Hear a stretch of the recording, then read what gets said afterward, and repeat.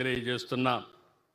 1971 భారత్ పాకిస్తాన్ యుద్ధంలో విశాఖపట్నం సమీపంలో నేవల్ కమాండే చాలా కీలకంగా పనిచేశారు. ఆ రోజు పాకిస్తాన్ సబ్మెరైన్ గాజీని ధ్వంసం చేసింది మన విశాఖపట్నం ఈస్టర్న్ నేవల్ కమాండ్ చేశారు. అందువల్లనే ఆ రోజు యుద్ధంలో మనం విజయం సాధించాం. అది చరిత్రలో మిగిలిపోయే సంఘటన అని చెప్పి కూడా నేను మీకు తెలియజేస్తున్నా. కలకత్తా నుంచి చెన్నై వరకు విశాఖపట్నం కోస్టల్ ఏరియా ఉన్నప్పటికీ కూడా, అదే మరి చెన్నై వరకు ఉన్నప్పటికీ కూడా ఇక్కడుండే నేవల్ కమాండ్కి ఒక ప్రత్యేకత ఉంది. ఇప్పుడే ఒక మాట చెప్పారు ఉద్దులో, నేను ఆ రోజు చూశాను. 10 రోజులు ఇక్కడే ఉన్నా. 10 రోజుల్లో నేవీ చూపించిన చొరవ నా జీవితంలో ఎప్పుడూ మరిచిపోలేను. అందుకే ఈరోజు విశాఖపట్నాన్ని మనం ఒకసారి చూస్తే ఉద్దు కంటే ముందు, ఉద్దు తర్వాతని మనం కంపేర్ చేసుకునే పరిస్థితి వస్తుంది. అలాంటి ఈరోజు దేశ రక్షణకే కాదు, ఏదైనా విపత్తు వస్తే ఏ విధంగా కాపాడతారో ఇప్పుడే డెమాన్స్ట్రేషన్లో కూడా చూపించారు. ఒక వరదలు వచ్చినా, ఒక ఆపద వచ్చినా, లేకపోతే తుఫాన్ వచ్చినా అందరికంటే ముందుండేది ఈ నేవీ ముందుంటారు. బాధితులను కాపాడతారు. ముఖ్యంగా మత్స్యకారుల్ని ఈ యొక్క తుఫాన్ సమయంలో ప్రాణరక్షణ చేసే ఏకైక దళం ఈ నేవీ దళం అని చెప్పి కూడా నేను మీకు తెలియజేస్తున్నా. ఈరోజు మనందరం ఒక్కసారి ఆలోచిస్తే దేశంలో దేశ రక్షణ ఎంత ముఖ్యమో ఆర్థికంగా మనం ముందుకు పోవడం కూడా అంతే ముఖ్యం. అలాంటి ఆర్థికంగా ముందుకు పోవడం కోసం నేవీ పెద్ద ఎత్తున పనిచేస్తున్నారు.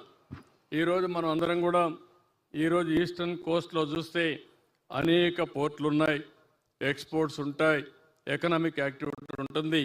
దీన్ని పరిరక్షించే బాధ్యత వీళ్ళు తీసుకోవడం చాలా సంతోషం అని చెప్పి కూడా నేను మీకు తెలియజేస్తున్నా. అలాంటి ఈస్టర్న్ నేవల్ మన దగ్గర ఉండడం మన అందరి అదృష్టంగా భావిస్తున్నాను. విశాఖపట్నాన్ని చూస్తున్నాను. నేను ఎన్నిసార్లు విశాఖపట్నానికి వచ్చినప్పుడంతా మీ అభిమానం చూస్తున్నా. మీరు చూపించే అభిమానం నా జీవితంలో ఎప్పుడూ మరిచిపోలేనని చెప్పి మరొక్కసారి విశాఖపట్నం ప్రజలందరూ కూడా విజ్ఞప్తి చేస్తున్నారు. విశాఖ అంటేనే ఒక ప్రశాంతత, విశాఖ ప్రజలంటేనే ఒక మంచితనం, నీతి, నిజాయితీ, క్రమశిక్షణ మారుపేరు విశాఖపట్నం అని చెప్పి కూడా నేను మీకు తెలియజేస్తున్నా. ముంబై దేశానికి ఏ విధంగా అయితే ఆర్థిక రాజధానో మన విశాఖపట్నం ఆంధ్రప్రదేశ్ రాష్ట్రానికి ఆర్థిక రాజధాని. రాబోయే రోజుల్లో విశాఖపట్నం ఒక మేటైన నగరంగా తయారవుతుంది.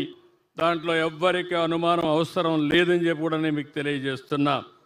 ఒక ఫైనాన్షియల్ క్యాపిటల్గానే కాదు, ఒక నాలెడ్జ్ హబ్గా తయారై టూరిజం క్యాపిటల్గా విశాఖపట్నాన్ని మనం తయారు చేసుకుంటాం. పోర్ట్లు ఉన్నాయి, ఎయిర్పోర్ట్ వస్తూ ఉంది. ఇప్పటికే మీరు చూస్తే విశాఖపట్నంలో అతిపెద్ద పోర్టు విశాఖపట్నం ఉంది. పక్కనే గంగవరం పోర్ట్ ఉంది. ఇంకొక సంవత్సరంలో భోగాపురం ఎయిర్పోర్ట్ వస్తుంది. అదే కాకుండా మెట్రో కూడా ప్రారంభిస్తాం. ఇవన్నీ చేసుకోగలిగితే రాష్ట్రాన్ని ఒక మ్యారిటైమ్ గేట్వేగా తయారు చేయడానికి అన్ని అవకాశాలు ఉన్నాయి. ఈ నెలలోనే మొన్నే మీరు చూస్తే గూగుల్ అయితే డేటా సెంటర్ పెట్టడానికి ముందుకొచ్చి ఒక MOU చేశాం. విశాఖపట్నంలో పెద్ద ఇన్వెస్ట్మెంట్ గూగుల్ పెట్టే పరిస్థితికి వచ్చారు. ఇప్పుడే TCS ముందుకొచ్చారు. ఇలాంటి IT కంపెనీస్ పెద్ద ఎత్తున రాబోతున్నాయి.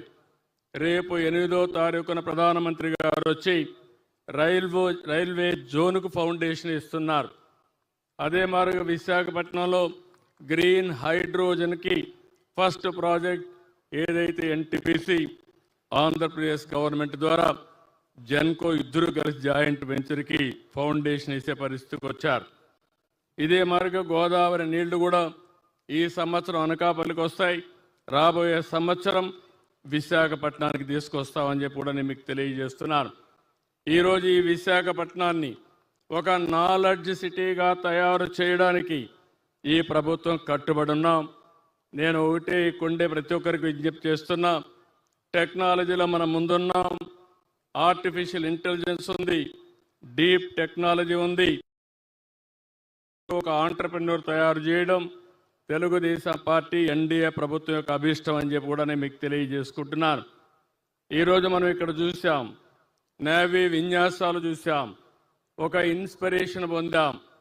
ఇప్పుడు చూస్తే మన నేవీ రిక్రూట్మెంట్ పెడితే విశాఖపట్నం నుంచే ఎక్కువ మంది నేవీలో సెలెక్ట్ అయ్యే పరిస్థితి వస్తున్నారంటే దానికి కారణం వారు చూపించిన ఇన్స్పిరేషన్ అని చెప్పి కూడా నేను మీకు తెలియజేసుకుంటున్నాను. ఇంకొక పక్క ఇక్కడికి వచ్చినప్పుడు నేను చెప్పకపోతే బాగుండదు కాబట్టి తొందరలోనే మెట్రో రైలు వస్తుంది. ఇక్కడ అరకు కాఫీ ప్రపంచవ్యాప్తంగా మనం ప్రమోట్ చేసే పరిస్థితికి వచ్చాం. విశాఖపట్నం స్టీల్ ప్లాంట్ కూడా పరిరక్షించుకుంటున్నాం. అదే సమయంలో విశాఖపట్నంలో అతి పెద్ద ఆకర్షణగా ఉన్న కురుశ్వర సబ్మెరైన్ మ్యూజియం కూడా మనం ఏర్పాటు చేసుకునింది 2002 ఆగస్టులో ఏర్పాటు చేసుకున్నాం. అదే సమయంలో 2017లో 14 కోట్లు ఖర్చు పెట్టి TU-142 ఎయిర్ క్రాఫ్ట్ మ్యూజియం ఏర్పాటు చేసుకున్నాం. ఆ రోజు ఆలోచించాం, INS విరాట్ని యుద్ధ నౌక కూడా ఇక్కడ తీసుకొచ్చి టూరిజాన్ని ప్రమోట్ చేయాలనుకున్నాం. అది మిస్ అయింది. మళ్ళీ అలాంటి అవకాశం వస్తే ఆ అవకాశాన్ని కూడా ఉపయోగించుకుంటామని చెప్పి నేను మీకు తెలియజేసుకుంటున్నాను. ఈరోజు ఈ యొక్క విశాఖపట్నాన్ని ఒక ఫైనాన్షియల్ హబ్గా తయారు చేయాలని, ఒక టెక్నాలజీ హబ్గా, ఫార్మా హబ్గా, మెడికల్ మ్యానుఫ్యాక్చరింగ్ హబ్గా తయారు చేయడానికి ఈ ప్రభుత్వం ముందుకు పోతున్నాం. మన ప్రధానమంత్రి గారు వికసిత్ భారత్లో భాగంగా డిఫెన్స్ రంగంలో కూడా మనం అభివృద్ధి సాధించడం కోసం ముందుకు పోయారు. భారతదేశం ఆర్థికంగా దూసుకెళ్లే పరిస్థితి వచ్చింది. దేశం ఆర్థికంగా స్ట్రాంగ్గా ఉంటేనే సరిపోదు, డిఫెన్స్ పరంగా కూడా మనం స్ట్రాంగ్గా ఉండాల్సిన అవసరం ఉంది. అలాంటి డిఫెన్స్లో సమర్థవంతంగా ఉండడానికి నేవీ చేస్తున్న కృషి అసామాన్యం. వారిని ఈరోజు మనం చూస్తే, మన నేవీని చూస్తే వేరే వాళ్ళు భయపడే విధంగా మన వాళ్ళు పనిచేయగలుగుతున్నారు.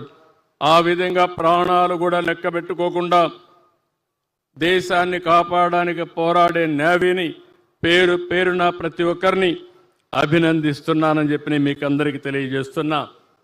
భారతదేశం వికసిత్